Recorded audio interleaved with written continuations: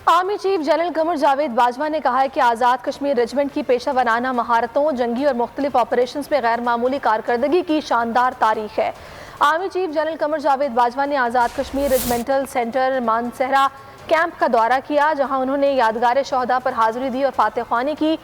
ISPR के मुताबिक army chief ने core commander Quetta lieutenant general Sarfaraz Ali को colonel commandant Azad Kashmir regiment के बैजेस लगाए। शुरका से खिताब में आर्मी चीफ ने आज़ाद कश्मीर रेजिमेंट को खराज तहसीन पेश करते हुए कहा कि रेजिमेंट की पेशेवराना महारतों, जंगी कारकर्दगी और मुख्तलिफ ऑपरेशन में गैर मामूली कारकर्दगी की शानदार तारीख है।